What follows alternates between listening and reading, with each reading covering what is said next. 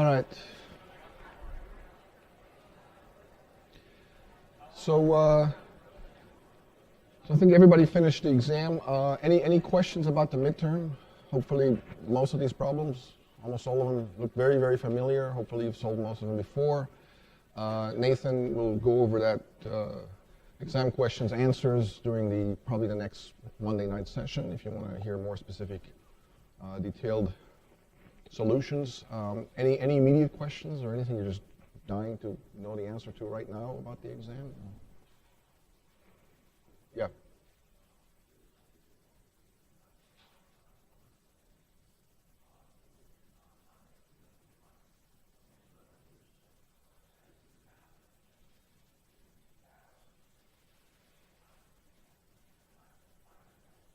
So what was the two again? I don't have it memorized. So one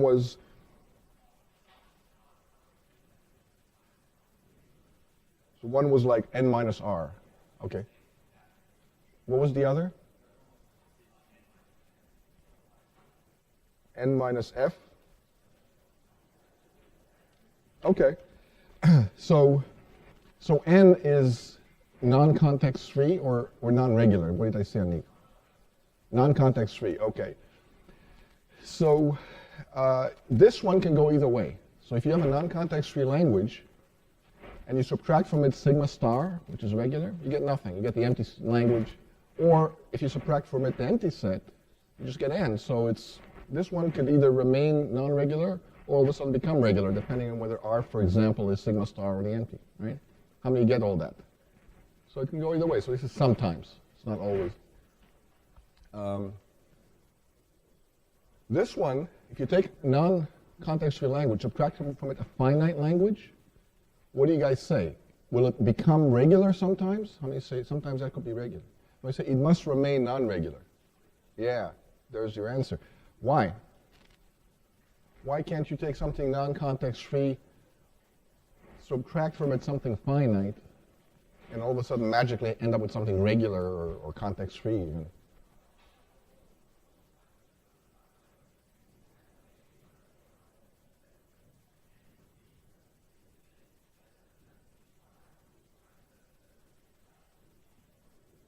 Okay, and that's a good try, but based on the infinity size of the set, that doesn't tell you if it's context-free or not.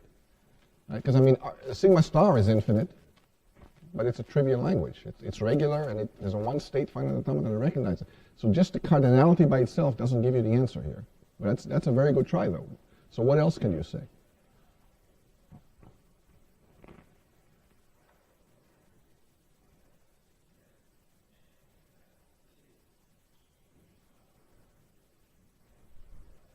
Yeah, that's a good start. Good start. Keep going.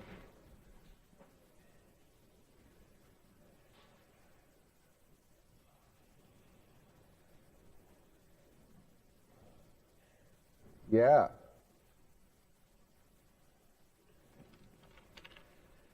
So assume towards contradiction that somehow this becomes context-free or becomes regular. But union that with n intersect f. If you intersect f with n, what kind of a language does that yield? Finite and therefore regular, right? Finite intersect with anything is still finite. Intersection can take away stuff, it cannot add stuff, right? So this for sure is finite and therefore regular. And if this was regular, the union would be, say it, regular. And the union, in fact, is what? What is this union equal to? What's a simpler way of denoting that expression? N minus f union n intersect with f. What is that? Shorter expression. Somebody else? It's equal to n. How many see that? Okay. But n is not regular. It's not even context-free. And it's equal to that. So there's your answer. How many understand this proof? So subtracting something finite from something that's horribly complicated, it's not going to make it any less complicated. Subtracting something regular from something horribly complicated can completely trivialize it. Can make it the empty set, in fact. Okay, any other questions about that? So, it's not a hard proof, it's just an identity, right? And it kind of reinforces your intuition. If you have something very, very complicated, and you make a few simple exceptions to it, like you remove a few simple cases, a finite number of special cases, it's going to remain just as complicated as before. Why? Because algorithmically, these special cases, this finite number of special cases, could have been handled with a single case statement in your program, in your algorithm.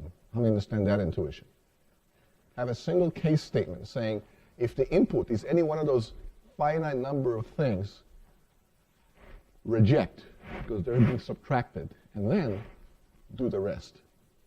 So if you have an algorithm for this, and it's complicated, the algorithm for this minus that, it's not going to be any less complicated. It's going to be the original algorithm plus a case statement with finite number of branches. That's an intuition.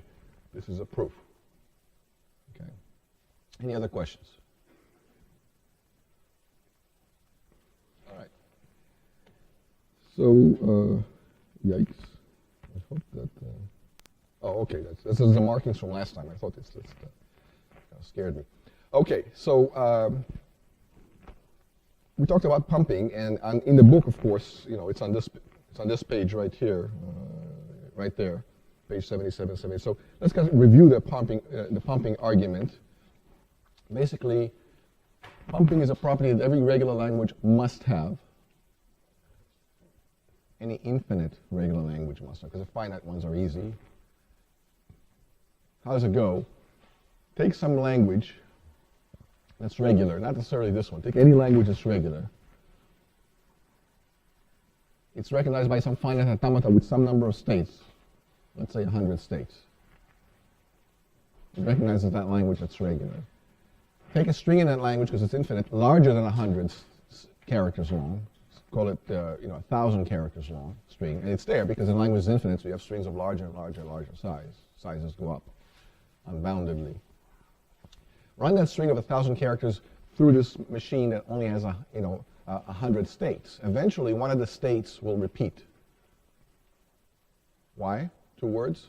Why will a state must repeat if you run a string of 1,000 characters through a machine that only has 100 states? 2 words. Pigeonhole principle. Good. If you can answer a question with 2 words, that's a good day. In fact, if you answer with 1 word, it's even better. It means you understand the principle. Of course, you can always expand those 2 words to a whole sentence or paragraph if you had to. All right, pigeonhole principle. So some state must repeat, and let's look at the state that repeats. You started at the initial state, you hit the state that repeats, then you go to a final state, you accept that string of 1,000 characters long, but that portion that repeated, the portion of the string that caused this cycle, could be repeated again and again and again, any number of times. I times for any I, including I equals 0. If you skip that cycle altogether, you go from here to here, straight to go, and you don't have to collect $200. You don't have to go through this cycle over and over and over again. Okay, so any regular language that has an infinite number of strings, it must have strings long enough to cause such a cycle. And whenever you have such a cycle, all strings of this form, U, V, I, W, for all I, must also be in the language. So we exposed an infinite number of strings, a large family of strings, that necessarily must also be in the language. They have no choice. And there's, of course, many other possible cycles. This could be not the only one, but such a cycle must exist. I'm not saying it's the only one. I'm not saying the cycle is even long. You can go around just with a single arc right back to the red state. Of course, you could have many other arcs along that state. So there could be many other states along the path, or just one. But it is a cycle nevertheless. And it has V written all over it. And that V can cycle over and over again. So any regular language necessarily must have this property, assuming it's infinite, or if there's a string long enough. Okay. How many get all this? So it's called a pumping property. Every regular language is infinite, must have that property. That means if there's a language that doesn't have this property, What can you say about that? If every regular language must have this property and there's some other language coming along that doesn't have this property, what do you know about it? It ain't regular, or maybe it's finite. Maybe it's regular, but it doesn't have a string long enough to do the job, one or the other. Very good. Any questions so far? And the punchline, of course, is that you can use this to prove that some languages are not regular by showing that they don't have this pumping property. It's a very, very powerful general tool, this pumping property. There's the pump right there. Pump it up, pump it up. So let's use it to show that this language is not regular. 0 to the n, 1 to the n. I mean, we knew that before, but now we have a formal proof. Why is it not regular? Because here's a string of this form, 0 to the n, 1 to the n. There's 1, 2, 3, 4, 8 zeros and 8 ones. So it's one of those guys. This language is certainly infinite because it's not finite, because it goes on for arbitrarily long strings for arbitrarily large n. So it better have the pumping property if it's regular, but here's a string of that form. Where's the pump here? The pump can be in one of three places. It could straddle only zeros, it can straddle only ones, or it can straddle the border between the zeros and the ones. That's generally the three possible classes of places that a pump can be. How many get that? Okay, let's look at them each in turn. If the pump is only in the zeros, and you pump it up and expect to remain in the language, it ain't going to happen. It'll be, once you pump up this V, everything else stays intact. It'll have too many zeros in the resulting pumped up strings. How many see that? If you do it for only ones, there'll be too many ones and not enough zeros. And that's not going to be in the language like it should for pumping. And that's too bad again.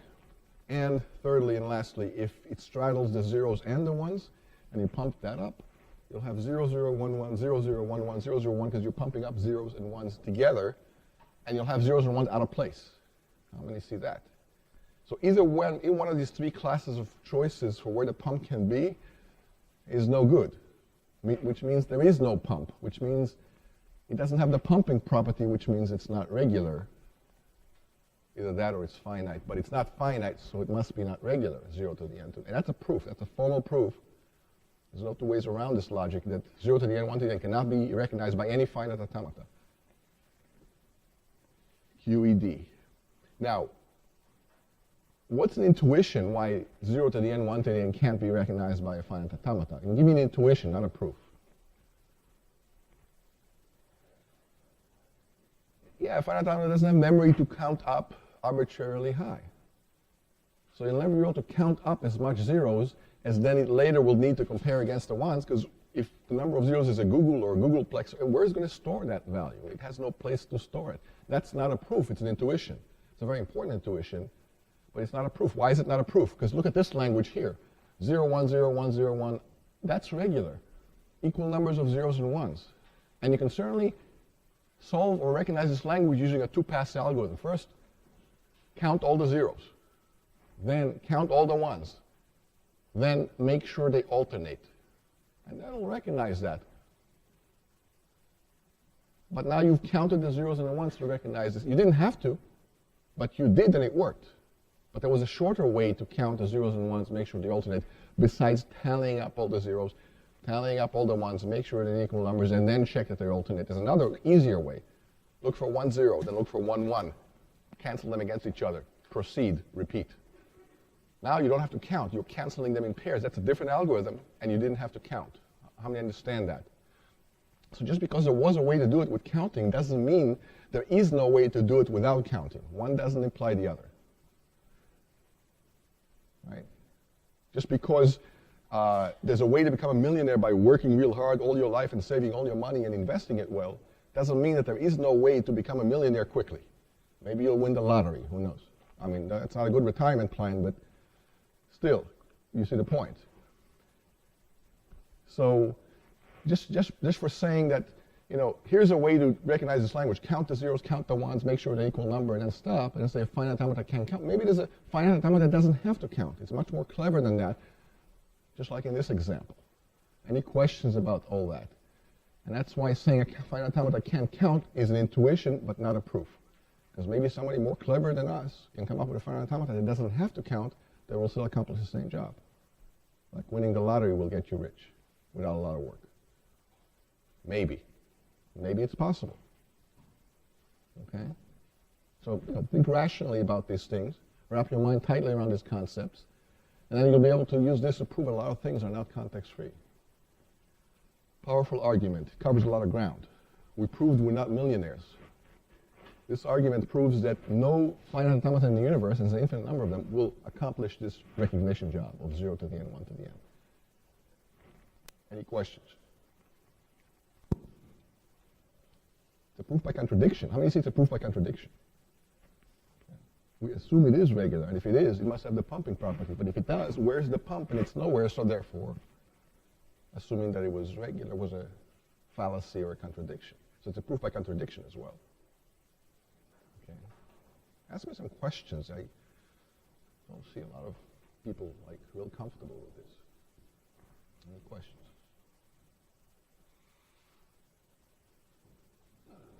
Well, let's see what happens.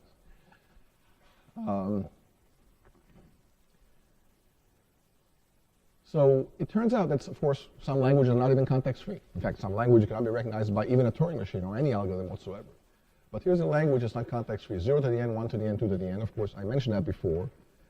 There's a pumping argument for this also, which I'm not going to show you here because the pumping argument for regular languages was tricky enough. And the one for context-free language is even worse. So leave well enough alone. But just remember that this language is not context-free. We already mentioned that. Some of you use that fact in an exam, which is good. And you can look up the proof if you're really interested. By the way, what is all this logic notation, by the way? I haven't explicitly recited this sentence. Let me try. It's full of symbols.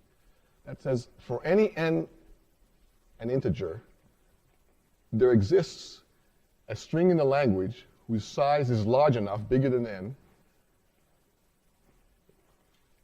such that that string is a concatenation of 3 substrings, u, v, and w, that string z, such that the size of v, the pump, is bigger than 1. There's at least one character across the pump here, around the pump, such that u, v, w is also in L. You pump it up, you remain inside the language for all pump sizes. That's a mouthful, because you got, what? I don't know, 4 alternating quantifiers here. There exists a number such that for all something else, there exists something else such that for all something else. There exists for all 4 quantifiers, 2 universal, 2 existential, nested. But this logic statement says the whole thing. What we take 10 minutes of saying words in 1 line or 2 lines, this logic, infallible logic statement basically says the same thing with 4 alternating universal and existential quantifiers. How many get that? Okay. Any questions about that? Why this basically says what we've been talking about for the last 10 minutes. You see how much time logic saves you if you express it right. But it's also a little cryptic. I'll hand you that. You know, when you first look at this statement, if there's no explanation involved, it's hard to tell what this says. Just by staring, you may have to stare at it for 10 or 20 minutes before you realize, yeah, there's 4 existential universal quantification alternations here, and blah blah blah, and it's the pumping product. Okay, I prefer the intuitive explanation, but if somebody kidnaps your parents and says, unless you write it in logic format, you'll never see your parents again, yeah, I hope that you can save your parents and write it down in logical notation. Okay, any other questions or issues? This brings us to Turing machines.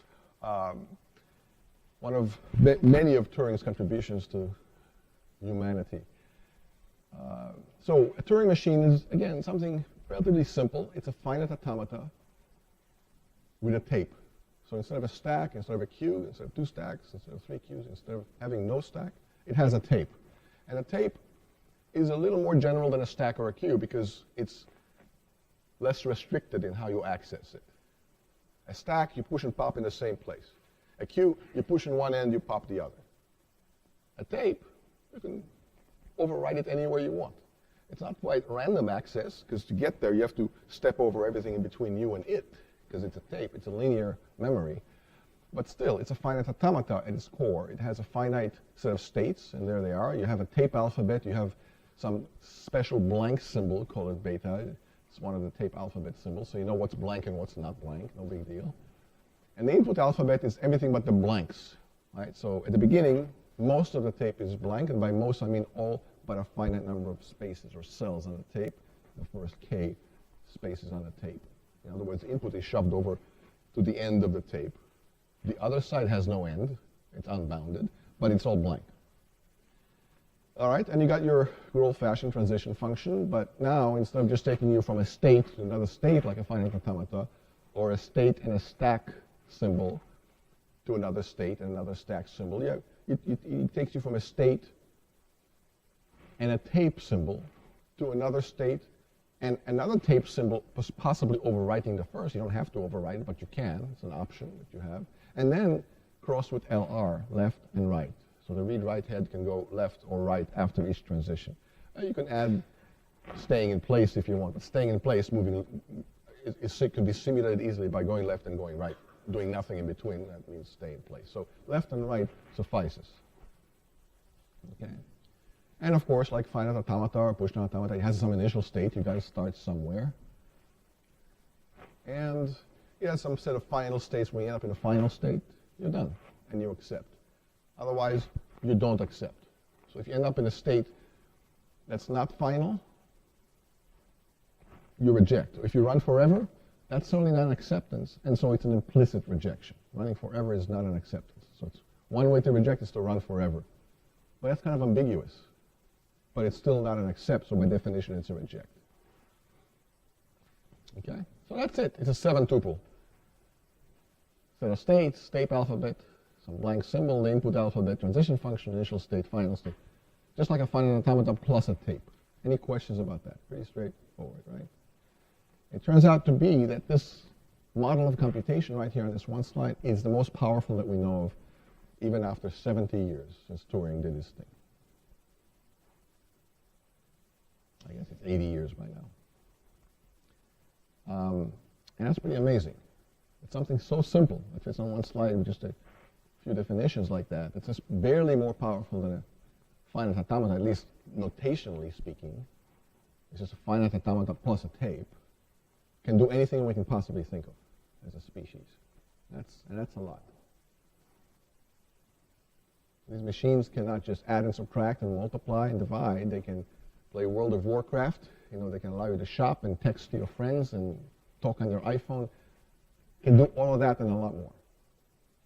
Your smartphone is one big one of these with a lot of subroutines in it called apps, but it's still one Turing machine. All right, so the tape is going to be used as an unbounded storage, like scratch paper. Like scratch paper, when you do work, you have a lot of blank sheets that you can use when you scratch paper your thinking and your proofing and your equations or whatever, and finally you copy it neatly to some, but it's basically work tape. It's scratch paper. And the entire tape is blank except for the input portion. So like there's the tape, there's the input, these 7 characters, 1, 0, 1, 1, 0, 1, 0. That's the input in blue. The rest are blanks, and they're blank forever. So to represent a tape like that doesn't take a whole lot more than what's actually in it, because you don't have to represent the blanks explicitly. You just say, and the rest are blanks. Okay. So it's theoretically infinite, but never in practice does it ever get to infinity. It can go larger and larger and larger as you use more space, as you allocate more space during your computation. But you never reach the end for 2 good reasons. One is, why don't you reach the end? Simple reason. Because it ain't there. There is no end. So if it ain't there, you're never going to reach something that ain't there. Right? It's like the integer between a quarter and a third. You'll never reach that integer no matter how much you walk along the number line, because it ain't there. So there's never anything like reaching an end. But it's unbounded. There's always more to be had. It's like the infinite hotel. It's exactly like the infinite hotel here. How many understand that analogy? Good. So that, now you see again another reason why we harped on those analogies and infinities and countabilities and cardinalities before. So now when we get to such an infinite hotel example in the Turing machine, we know how it behaves, how it doesn't behave, and so on and so on. So just like the infinite hotel, if you wanted to add a character right here before the beginning of the tape. Just like the infinite hotel, hint, hint, what will you do? How will you add one more character before the beginning? Move everybody one down and then put it right there in the empty room that frees up because everybody moved one down, just like the infinite hotel. Again, you see why we harped on those things back then, because now it's easy. Now you don't have to wonder about such things. You can just keep forward and focus on the higher level stuff, not these little logical subroutines. Okay, so when you get to a final state like one of these, the whole thing is accepted no matter where the read-write head is, and there is a read-write head that always points to the tape to a specific location. Okay, so it's a finite automata plus a tape. All right, so usually when we say Turing machine, you mean deterministic Turing machine, and in this definition here, it's deterministic. The transition function gets you to a unique next state, not to a subset of states like 2 to the q, like was the case with push-down automata. And the reason for that is because a Turing machine, it could be non-deterministic, but if it is non-deterministic, you can convert it to a deterministic one that does exactly the same thing, no more, no less. So determinism and non-determinism are equivalent for Turing machines. Remember, they were equivalent for finite automata too. What was the proof technique for converting a non-deterministic finite automata to a deterministic finite automata? The proof technique was what? 2 words. Power set construction. Here you can't do the power set construction. Here you can't do the power set construction verbatim, but you can do something equivalent to it. It's a different technique. Okay. For PDAs, you couldn't do the power set construction because the stack kept interfering. So you might think, well, here the tape will interfere. And it does if it's a straight out power set construction, except you can do something, you can make an end run around the power set construction and do something else equivalent to power set construction. Basically, it'll be parallel simulation of all branches of the computation, tracking each and every one separately. You'll see how we do that when we get to it, either today or next time, probably next time. So bottom line is determinism and non-determinism are equivalent, so non-determinism is not a superpower. It doesn't empower you to do anything new and bigger and better and more than you could do only with deterministic computations. Okay. All right, so in a book, it's page 148, 151. That's where Turing machines are discussed in chapter 3. So again, this refers you to the book. You can read more about it, lots of examples. And you should have examples. You should create your own Turing machines to do this or that, to recognize 0 to the n, 1 to the n, 2 to the n, that we know is not context-free, so we know a PDA can't do that, but a Turing machine can, and you should do that, and you should use JFlap as a workbench to create Turing machines. How many used JFlap so far? That's good, and I'm proud of the third of you or so that did. The other 2/3, you're hurting yourself by not using it. It's like saying, I know C, and I ask you, have you ever run a C program? No, but I read the book, and I know the syntax. Would you hire a person like that? No. I mean, it's kind of, even saying that sounds silly. It's like, I know how to drive. Have you ever driven? No, I just know. I read them, driving test instructions. I can pass all the questions at DMV. I know how to drive, but I just never did. No, you don't know how to drive. And so if you don't use JFlap to create Turing machines and finite automata and test them and debug them and make sure they work and they do what you intend to do, you really don't know much about Turing machines, except maybe a definition, or you think you do, but not really. So I can't stress that enough. Find some workbench that allows you to create and test and play with Turing machines and create a few. Same for finite automata, same for push-down automata, same for grammars. JFlap is such a workbench. It's a compiler. It's a Turing machine compiler. So if you don't use it, I'm not sure your rationale, but I'm just telling you you're making a serious mistake. Okay, so let's talk about Turing machine enhancements. If you make the alphabet larger than 0 and 1, let's say you have a new alphabet called A, B, C, and D, the old machine has 0 and 1. If creating a new Turing machine with an alphabet that has more characters in it is more powerful and can allow you to do more and recognize more languages, then a larger alphabet will be a superpower. But turns out it's not. And the reason it isn't is because you can encode larger alphabets with smaller alphabets. So if your alphabet is really just on a bare bones machine at 0, 1, and you want to simulate 4 characters, not 2, then re-encode them as pairs So an A color-coded red is 0, 0, a B color-coded green is 0, 1, and so on, and a D color-coded blue is 1, 1. So once you have this simple encoding, and there's many other possible encodings, if the old machine had B, A, D, C, A, and a tape, and it was executing its computation, whatever it is it's doing, the new machine that's simulating the old machine but only using 2 characters will just have pairs. And a transition function will accommodate that. When a transition function sees a 0, it will immediately walk over and look for the next character. And if it's a 1, it'll know it's literally looking at a virtual B encoded as 2 physical characters, 0, 1, and do the appropriate thing. Whatever this machine will do for a B, this machine will then jump to the next transition as if it saw a B, but it's really looking at a 0, 1. So the transition function is modified to accommodate these encodings. No big deal. But the same thing will happen on this machine as this if it follows these simple rules, that every pair of characters is really one virtual character. How many get this? Have you ever heard of such a thing in any other place in your life or in your career or in computer science, encoding larger alphabets with smaller alphabets? How many have heard of such a thing before, seen it? Okay, where have you seen it?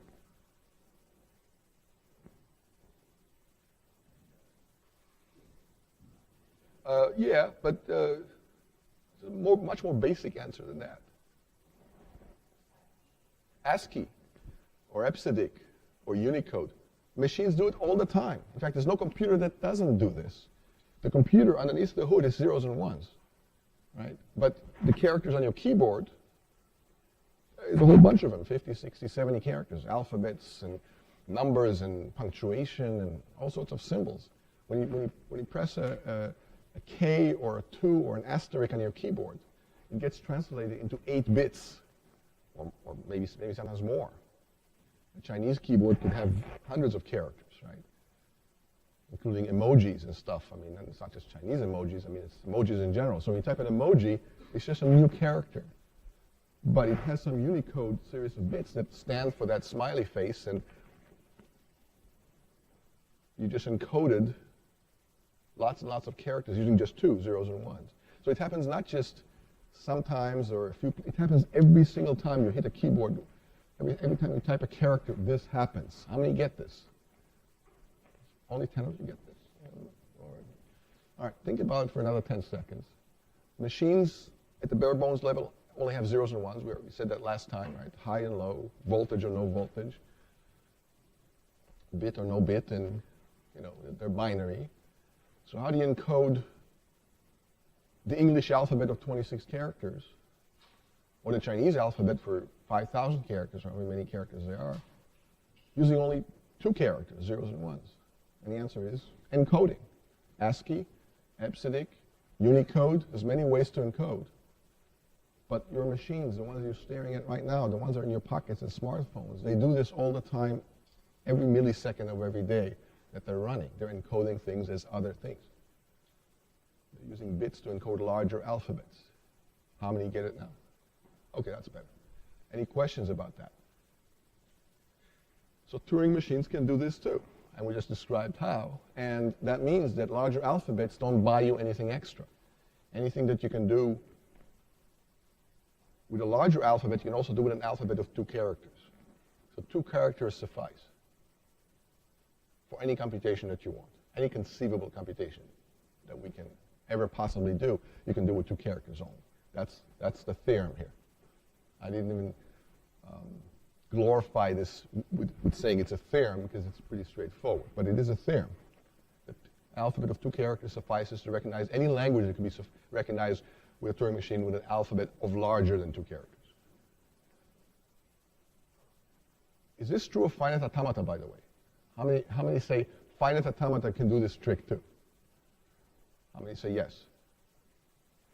How many say no? All right, let me ask again and think about it for 10 seconds. Can a finite automata recognize a language that has more than 2 characters in it, like A's, B's, and C's, and D's, or numbers, not just zeros and ones? How many say yes, it could? Of course it could. And you can also do this encoding with finite automata. You can encode all these larger alphabets as zeros and ones. And a finite automata can then look for these encodings instead of just A's and B's and C's. How many understand that? Good. So this is not about Turing machines, this trick. It's about any finite automata or push-down automata or any machine model. The point is, larger alphabets can be encoded with smaller alphabets, and 2 characters suffice. Question, can you do it with 1 character? It's a bit subtle. Why stop at 2? Why not just say 1 character?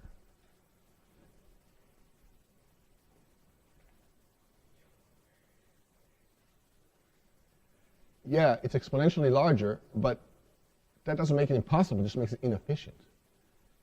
But the question is it possible? Not whether it's efficiently possible. But that's a good point. It does make it exponential.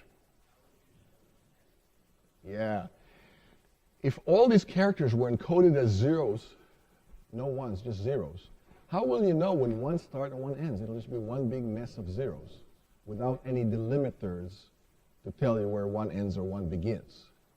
There'll be no way to distinguish one from the other. If you only have zeros to work with, and I can encode, a character with 8 characters, all which are 0. There's only one encoding, 8 zeros. There's no ones. So all characters will look like all other characters. They'll be indistinguishable from one another. How many get that? And so alphabet of size 1 doesn't work. So aside from high, low, and voltage and exploding exponentially because it's inefficient, now it's a tally, like the guy in prison writing marks on the wall, 1 per day. There's no way to create more efficient description than that, or maybe they don't know that there is. Alphabet size of 1 doesn't quite cut it. So alphabet size of 2 is the smallest you can have that makes sense.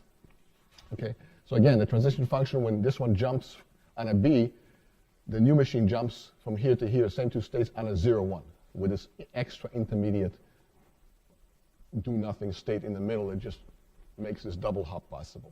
So yeah, the machine will increase in size a little bit because you constantly have to encode and decode, but that's okay.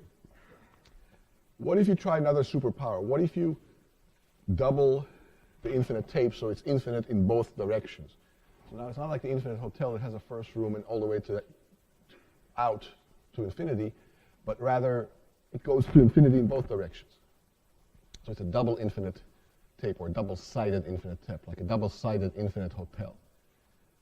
And the idea is that, no, it's not a superpower because you can take this tape and you can fold it into a single-sided infinite tape.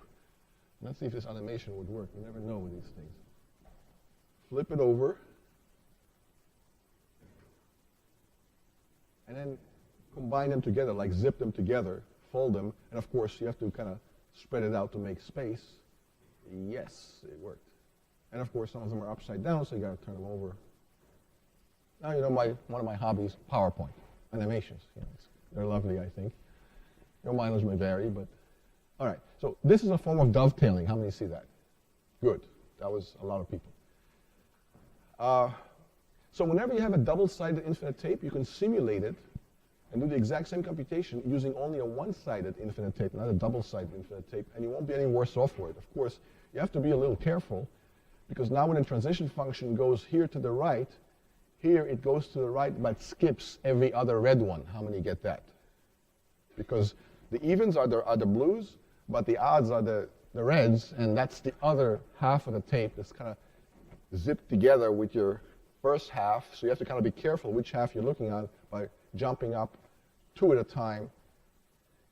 And if this goes backwards, 2 at a time, and when it hits here, when you hit the beginning of the tape, you can't go over to the left, so now you begin to go over to the right on the odds 1 at a time, being on the reds, going to the right, where here on the reds, you're going 1 at a time to the left.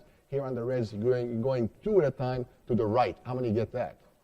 But you just remember that you're doing this and keep track of that, and everything is fine. So you're simulating a 2-sided infinite tape with a 1-sided infinite tape with this new caveat. And here's what I just said. Right, so you're going on the reds to the left, meaning you're going on the reds to the right 2 at a time with this extra little step in the middle to keep you on the evens respectively or on the odds respectively, so you know which one is which. You keep track of all that in your states, you're fine. You're simulating a 2-sided infinite tape with a 1-sided infinite tape. So double-sided infinite tape, it's not a superpower. Doesn't buy you anything extra. And that's why the basic model only has a one-sided infinite tape. Right? So you want when you define something, you want to use Occam's razor. Less is more, shorter is better. You don't want to pile on all sorts of unnecessary features into a definition when they can just be easily inferred from the definition and keeping the definition small. Right? So when you define an integer, you don't say, oh, part of the definition of the integer is that you can square it. And you can add 7 to it. Yeah, I mean, those are true, but they're implied from the definition of an integer. You don't have to pile that on to the definition and complicate it unnecessarily. You want to keep it simple. So that's why when we define Turing machines, we say one-sided infinite tape, not two-sided, because two-sided is the same as one-sided by this argument. How many get all this? All right, good. It's a lot of people. Any questions? Yeah.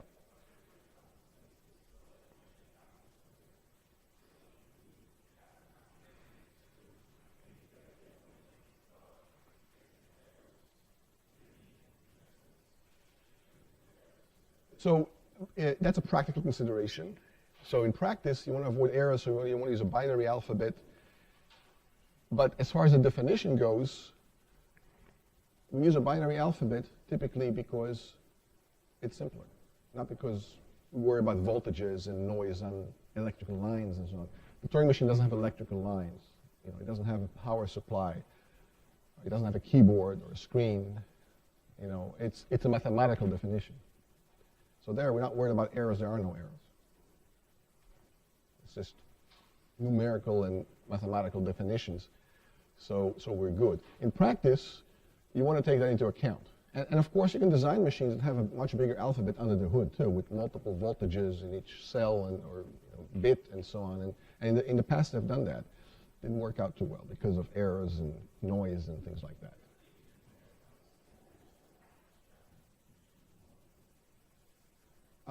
If you can guarantee that you can avoid noise, then yeah, it would work. I mean, but if you can guarantee that you can avoid crime, you don't have to put locks on doors. It will save billions of dollars to home builders, and you wouldn't have to put bars on windows, or in fact, you wouldn't even need doors, right? If you can guarantee that there'll be no crime. But that's a big ask, right? So it's hard to guarantee no crime. It's hard to guarantee no noise, and for most of the same reasons, because things glitch all sorts of ways. Yeah.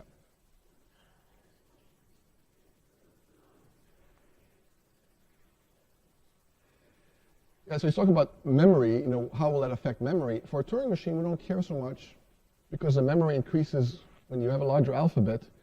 How much more memory, how much more tape will this machine here use versus that machine, roughly? Just the way it stands. With this alphabet here, an alphabet of only 2 characters there, how many more tape cells will this computation require down here than that computation? It's not a trick question, it's a very simple answer. That's a hint. Twice as much, right? So for every character here, you'll need 2 characters there, and on and on and on, and twice as much. You're multiplying the space by a factor of 2. And it's considered a pretty good increase in space. In other words, it's not onerous. It's a pretty modest increase in space. It's not a bad increase. It's a reasonable increase, factor of 2. Now, if it was exponential, it'd be worse. But right now, we're not even worried about efficiency. We're just worried about what's possible and what's not possible. That's important, right? Because we already know that some things are impossible no matter how efficient or inefficient you might try to do them. Give me an example, 2 words. Something that's impossible, even if you allowed tremendous inefficiency. Give me an impossible task. 2 words. You want to buy a vowel? You can try all combinations. Why is that impossible? Traveling salesman, find a tour that has the best length. So enumerate all tours. Compare the size of each, get the smallest one. How fast is this algorithm? Now we're on this traveling salesman. How many tours are there if there's n cities? How many different tours? N factorial. N factorial is not infinity. It's a huge number compared to n, but you can enumerate them all. So my algorithm is very simple to solve traveling salesman. Enumerate all possibilities, all permutations. For each one, compute the size, the length. Find the smallest one, that's your answer. That's an optimal algorithm. It finds the best possible answer every time. So I just gave an algorithm for it, so it's not impossible. Don't get me wrong, it's inefficient, what I just said, because it's n factorial different permutations, and it'll take n factorial or more time to compute them all and compare their sizes. But when I say impossible, I mean that. I mean not possible. I don't mean not efficiently possible. Two different things. Very, very different. Yep. Halting problem. Yeah. How many see halting problem? Impossible. So why didn't everybody scream it out when I first said it? I'm just curious. Later in the course, we'll see there's many other things that are impossible besides the halting problem. In fact, I'll show you the infinite number of things that are all impossible too. It's called Rice's theorem. So halting problem, not only can't you solve it efficiently, you can't even solve it inefficiently. That's how bad that problem is. Traveling salesman, trivial by comparison. All of NP-completeness, trivial by comparison. You can do brute force solutions to all of NP. No big deal. If you're allowed inefficiency. But they're perfectly possible. So wrap your mind tightly about what it means for something to be hard versus impossible. Impossible is worse, much worse than just difficult or inefficient or whatever. Okay? So, double-sided infinite tape, same as single-sided infinite tape. What if you had multiple heads on a tape? What if a Turing machine had 3 heads like this, and each one can move independently of the others, and each one can change the tape as it goes according to what's underneath that head at that moment. So that red head can make that B into an A, and this green head can make that A into a B, and you move to the next state, and all 3 heads move left or right independently of one another. Multiple heads. For finite automata, did having 2 heads give you a superpower? Think about it. I'll repeat the question. For finite automata, not Turing machines, for finite automata, did having 2 heads buy you anything? Did it give you a superpower, something that you couldn't do with 1 head? How many say yes? That's good. I'm proud of you. What, for example? A to the n, B to the n, right? Move 1 head to the B's, the one that one says on the, and then in lockstep, check the A's against the B's. By the time you're done, you know they're an equal number, and that's a context-free language that's not regular. And so, yeah, that's a superpower. 2 heads is a superpower. The ability that others of that kind don't have. That's by definition what a superpower is, right? Why is n to the n, b to the n not regular, by the way? 1 word this time. Why is n to the n, a to the n, b to the n not regular? Bumping, good. So see, that 1 word tells me that he knows the answer. Short and simple. Okay, so what about multiple heads on a Turing machine? Is that a superpower? So we just said that for finite automata, it's a superpower. For PDAs, it's a superpower too, by the way, because 0 to the n, 1 to the n, 2 to the n. 2 heads can recognize that, and that's not context-free. So for finite automata, it's a superpower. For PDAs, it's a superpower. For Turing machines, not a superpower. Why not? The idea is to simulate 3 heads with a single head. How? Create a larger alphabet that not only has characters in it, but encodes on top of the characters whether those virtual heads are there or not. So basically, instead of having this tape here that has 3 heads, here's what I'm going to do with my simulation or encoding. I'm going to take this B here that the red head is pointing to, and I put a capital B here, and make that capital B a red B, red capital B. So now this tape here is equivalent to this tape there. Why? Because this big B is really 2 things. It's a small b, just like that, but it's a small b with a head on top of it, and that head is the red one. So it's a red capital B, as not to be confused with a green capital B or a blue capital B or a little b. How many get what I just did? So I encoded the red head location on top of that B simply by changing that B to a capital B and painting it red. All right. What about the A here? Same trick. Make it a capital A, make it green, and you can get rid of that second head. What about this B here? Same thing. Make it a capital B, get rid of that head, make it blue. So this tape down here now basically encodes exactly that tape, and it has its own single head, not those 3 colored heads, this its own single head. And this computation now will mimic that computation one tedious step at a time. So if this computation here wanted to do the following, right, it wanted to take one of these characters, move the read-write head here from a B to an A. Let's see it in slow motion, instant replay. So it wants to take this B and move that character onto to the right, move that read-write head to the right on the B here. This computation will first have to find the capital B, change it to a little b, move one to the right, and then change this little a to a big capital red A, and then reset back to the beginning. So this series of operations here mimic that one little operation there. How many get it? Okay, and you just keep doing this one at a time.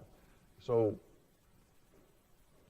you keep doing this, and when you do all that, eventually this computation here will simulate and it do exactly what this computation will do, and accept if and only if this accepts, and will reject if and only if that rejects. So this new Turing machine down here with one head will simulate three heads.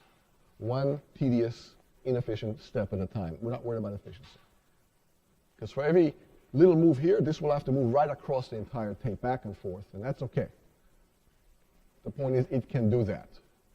We're not saying how tedious or how wasteful it is to go back and forth across the entire tape just to change one little character. That's not the point. The point is it's possible to do this, because other things are impossible. Bottom line, multiple heads, not a superpower. Not for Turing machines. For PDAs, yes, it is a superpower. For finite automata, yes, it is a superpower. So you have to take each model separately and examine what it can do and can't do and how and so on. So it's not the same answer for all of them, obviously. There's no blanket answers that cut across all the models together. The answers keep flipping back and forth, depending on the specifics. Any questions about that? And that's why in the Turing machine definition, we just have one head. Now you know. We don't have 17 heads in the basic definition, because if you had 17 heads, another machine with just one head could do the exact same thing, so the definition might as well be kept simpler. Occam's razor. All right, what about multiple tapes? What if I said, okay, the machine can have 3 semi-infinite tapes. Not one, but 3. Now, for PDAs, if I have 2 stacks, not 1 stack, but 2 stacks, does that get me anything extra? Is that a superpower? Are 2 stacks a superpower for PDAs, push-down automata? Not Turing machines, but for push-down automata. I'm going to say 2 stacks is a superpower. Good. Why?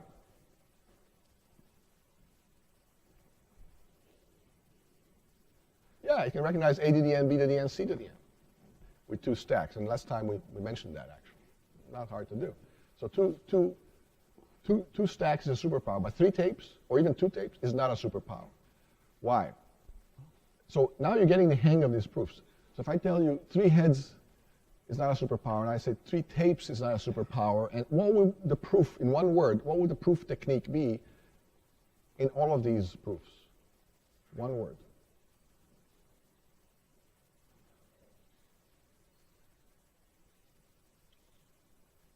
More basic than that. Yeah, dovetailing is going on here, but the proof technique itself is more general than that.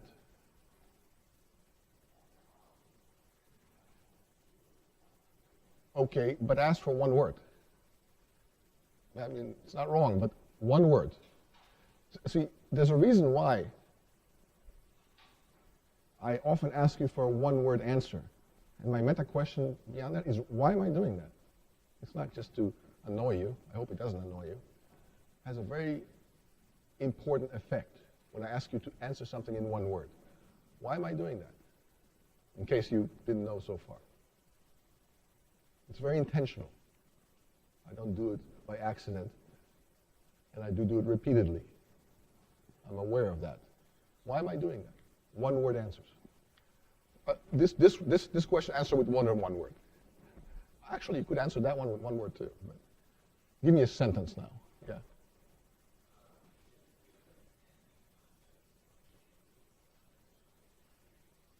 Yeah. You know, there's something called the elevator talk. How many heard of the elevator talk? You know, you go to a venture capitalist, you ask for $10 million to start your startup company, you show them the business plan, and very often they'll say, in 30 seconds, explain to me your business plan, go. And it's called an elevator talk because you'll be able to explain to the venture capitalist standing with you in the elevator before the elevator stops and he walks out. How many of you heard of such a thing? Why is that done? This is actually done in the business world. Why do they do that to you? Not to just torture you. Yeah. Yeah. Force you to simplify things and explain the very basic idea, the core, the gem of your plan in one sentence or two sentences. That's it, in 30 seconds. And if you can't do that, guess what? Either there's no basic or simple idea there's no killer app there, or maybe there is, you just can't explain it, in which case, again, maybe you shouldn't get the $10 million from this person. So once you're consigned to a simple, short solution or answer, or one word even, it forces your mind to focus on what's the most important thing in your whole shebang. It's easy to describe it in 50 pages. It's much harder to describe it in one, and describing in one page and describing it in one word, that's a feat. That means you really know what you're talking about. Because you only have one word to choose, and you have to choose it very wisely, and it can't be some fluff word that doesn't mean anything or doesn't add any value. It has to be the one that hits it on the nail, on the head. Okay. So often in a PhD defense, where a student gets up and presents what they've been doing for the last 5 years to earn their PhD finally, one of my favorite questions is, what have you done for your PhD in one sentence? Go. Because they can easily tell it to me in 1 hour and in 100 pages. In fact, the dissertation is 100 pages or 200 pages. But that's not the point. The point is, explain to me in one sentence, what have you done? They usually fail that question. It doesn't mean that they failed the whole defense. They just can't explain to you in one sentence. They never thought about that, which means of all the things they've done, they're not sure what's the most important thing. What is the crux of the contribution? How do you see the point of all this? Okay, good. So, in one word, what's the proof technique here going to be, do you think? Encoding, yeah, that's a good one. If you had to use another word, what you would use?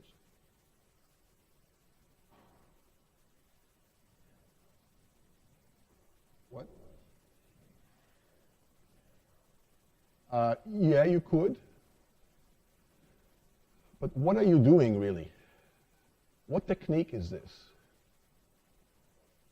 Construction. It is a construction of type. So we're getting to the point where there's different words that can kind of explain what's going on. Some would be a little better than others. What other word, if you could use only a single word, a different word than construction or encoding or dovetailing? Simulation. It's another good one. It's a really good one. How many see simulation? You're simulating something with something else. You're spoofing it. You're mimicking it. You're aping it. So you're simulating this with that, and they both accomplish the same thing. It's a form of simulation. It's not that dovetailing is not, it is also there. Here it's a little bit, here the dovetailing is not even necessary in this one. So it's not dovetailing across the board. But they're all simulations. Simulating of something with something else. Right? And they're also constructions, sure. And they're also kind of encodings, that's true too. But the crux of it is it's a simulation.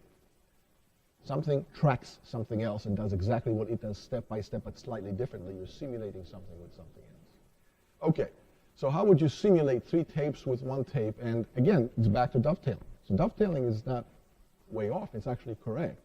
So how would you dovetail these 3 tapes? That's how you can do it. There's many other ways you can do it too. Want to see it against instant replay? I'm really proud of these animations, especially when they work. So you interlace, you dovetail all these 3 together, so every third one is blue, every other third one is red, every third one is green, and together they're interlaced, they're dovetailed. And so now you have 1 semi-infinite tape that simulates 3 semi-infinite tapes, which means you don't need more than 1, except you just got to remember that when you here with the real head on the first square of the first blue, and you want to go to the next square here, you got to jump 3 over, not 1, but 3. And another 3 will get you the next blue, and another 3 will get you the next blue, and so on. And same for the greens, same for the reds. But you can keep track of all that, and you have different heads for the different tapes, so you got to simulate that too. I'm not showing it here, but some of these characters will have to be capital characters, like a capital B. Like the little b became a capital B, the little a became a capital A here to denote that the read head is on top of that, so it becomes a capital. Capital just means one more character. We already know how to simulate more characters with few characters. We are composing these simulations, these reductions. And so some of these will have to be capital characters, although I'm not showing it. How many get that? Good. Any questions about that? And that's why when you define a Turing machine, you define it with a single tape, not 3 tapes. And you define it with a single head, not 3 heads, 5 heads. And you define it, with a one-way infinite, not with two-way infinite, because they're all equivalent. So you keep the basic model simple, the definition straightforward, and from that you can create all sorts of other fancier models, including iPhones. Your iPhone is a Turing machine with all sorts of bells and whistles on it. Larger alphabet size, all sorts of fancy peripherals attached to it, like speakers and microphones and cameras and jacks and earbuds and whatever. They're all not strictly speaking necessary. They're just convenient. But the basic thing that you have in your pocket is a smartphone. It's a Turing machine with all sorts of bells and whistles. But here we're showing that the bells and whistles are not necessary. That doesn't mean they're completely useless. They have purpose. They make things more efficient, more convenient, more fun to use. But strictly speaking, they're not necessary. Right? Your iPhone could do the exact same job if it didn't have a microphone, or a camera, or a speaker, or earbuds, or a jack, and so on and so on. It'll just be less fun to use, more tedious perhaps. Okay, so multiple tapes, not a superpower. What about a two-dimensional tape? What if you had a tape that's infinite to the right, but also infinite up, like a matrix, an array, two-dimensional array? Dovetailing. How many see dovetailing is going to save the day? So you can either dovetail, or you can do a slightly different form of dovetailing by flatten out the tape. So take every row and stretch it out and put them consecutively, one after the other, and put dollar signs or some other character to delineate, to demarcate where one ends and one begins. But you basically stretched out the tape into flat, one-dimensional line. And why doesn't this go on forever? Why doesn't the green go on forever before the red begins? Because there's more stuff over here beyond the green. They're all blank, but they're there. So why can't you just stop there and not include all these other blanks out here? Why don't you have to represent all the other blanks there? And there's an infinite number of them.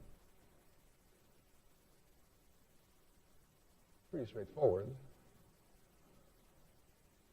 How many see that there's an infinite number of blanks going to the right? Yeah, there are. Why don't you have to put them right between that green 0 and that dollar sign? An infinite number of blanks. So there's two things going on. One is you can't put an infinite number of blanks there in between, even if you tried. Why not? Simple reason.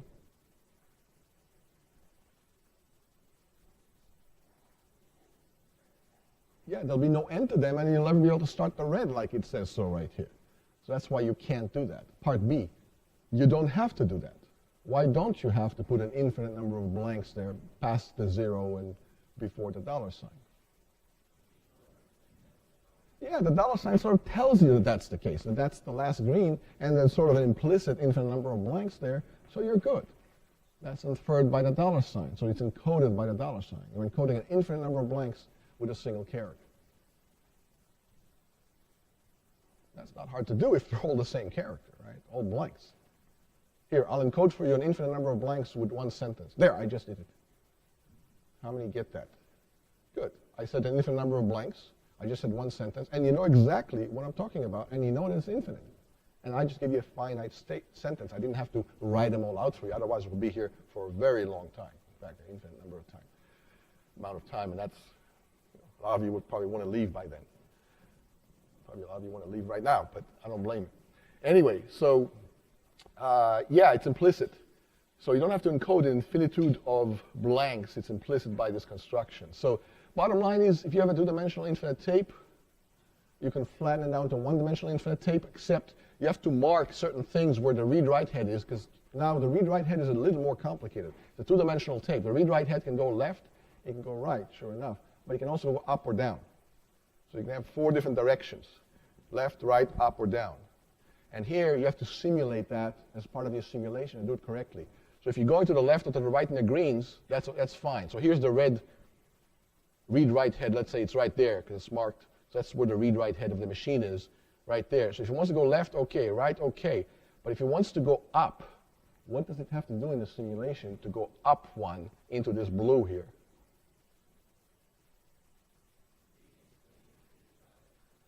Yeah, go into the dollar sign, find the dollar sign, then go as much into this blue area as you were already in the red area there. So it's the exact same count. That's not trivial to do. You have to do a lot of marking, right? So for example, to go here, to jump to here, you can't just go over and jump because there's no jump per se. This could be 2,000 characters in. How would you know that it's the 2,000th character and not the 1,999 or 2,001st? Well, you can do this. Mark this. Then mark this, mark this, mark this until this dollar sign. So all this is marked. Now go back here, and these are all marked. By marked, I mean put a dot on every one, which means another character. 0 dot, 1 dot. Okay? So you marked all of these. I'm giving you the algorithm of how to do the jump. Find this dollar sign here. Find the first one, mark it. Go back, find the first unmarked one, unmark it. Go back, find the first marked one here, find the next one, unmarked, mark it. Find the first unmarked one here, unmark it. Right? And go back and forth, back and forth. Eventually, all these will become unmarked, and here you'll be into it as many as you had marks, which is where this position was from the first dollar sign, and you'll be exactly the same position from the second dollar sign to here. Now this is where your read-write head is. End of simulation of that step. How many get all this? So how do you do it? The hard way. One tedious little step at a time, as long as it gets the job done. I'm not saying it's efficient. I'm not saying it's fun. I'm saying it works. I'm saying it's possible to do this. Yeah.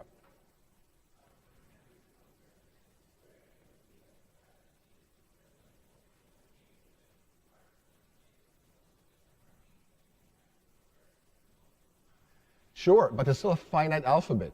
And this number is not finite. It could be unbounded. It's not fixed by 17 or less. It could be 1,000 sometimes, it could be 1,000,000, sometimes it could be a Google. And you can't have a Google characters in the alphabet. You could, but then you wouldn't be able to mark things that are a Googleplex with only a Google characters. Only is used very generously in this sentence. Okay, you see the point? So no matter how many fixed finite characters you add, it won't be enough. So you need to keep a tally somehow across many characters. Just like you cannot have a number system where arbitrary numbers can still take a single character to represent. You can have a number system with 10 characters, 0 through 9. But to represent 10, you need 2 of them now. To represent 1,000, you need 4. And even if you had a character set that's 1,000 long, you can represent numbers from 1 to 1,000 using different glyphs, different characters or emojis or whatever, because you have now 1,000 of them. But to represent 10,000, you need more than 1 now. You need 2, at least. Right? Does that make sense? And you cannot have a character alphabet set of characters with an infinite number of characters.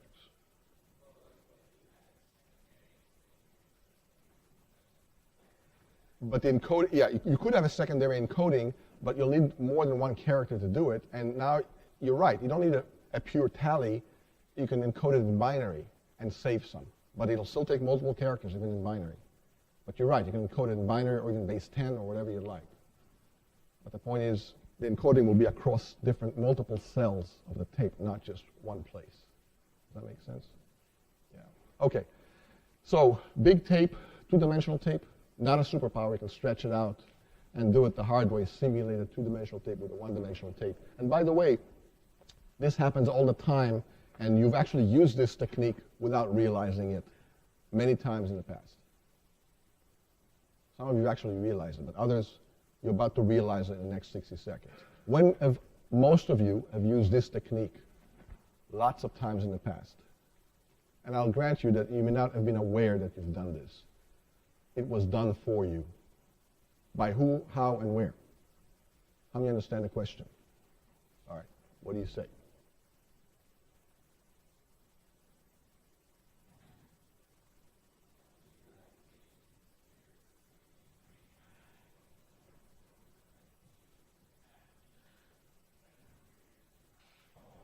When have you done that? Whatever it is you're saying in your life, when have you done that multiple times? Okay. Any other thoughts?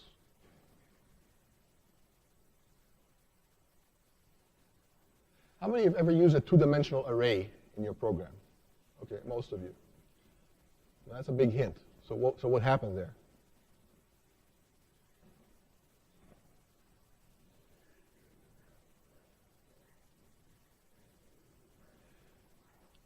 So a two-dimensional array has an x and a y coordinate for every element, right? So I comma j, x comma y. But memory is one-dimensional. Memory is linear. There's location 0, location 1, location 2, 3, 4, up to location 8 gigabytes. They're numerically ordered like an infinite hotel, except it's finite. Memory in a computer, RAM is not two-dimensional. How many get that? RAM is one-dimensional. There's consecutive locations, and they're numbered 1 up or 0 up. So how do you map, how does a compiler map a two-dimensional array in your program, in your C program or Java program, into a one-dimensional RAM? It's stored in RAM, or otherwise it wouldn't be there. What's the mapping?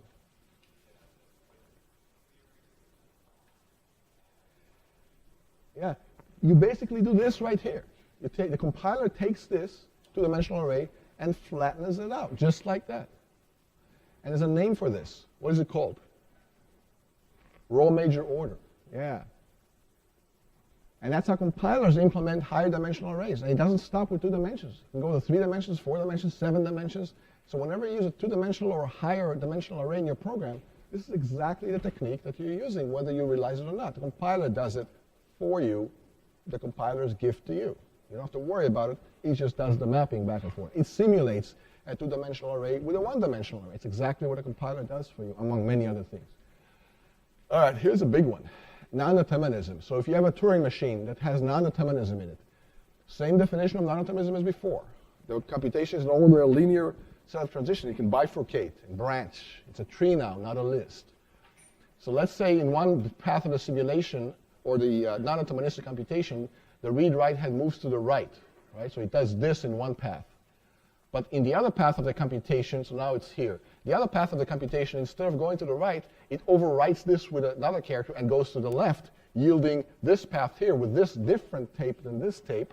And the read-write location of this blue branch is different than the read-write location of this red branch, but both are happening in parallel. And it's non-deterministic simulation that now you're after.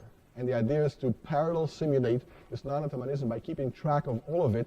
And again, it's kind of a row major, kind of keeping track of all computations. And every time it bifurcates, it makes another copy, keeping track of the read-write head position by creating capital characters and encoding these colors.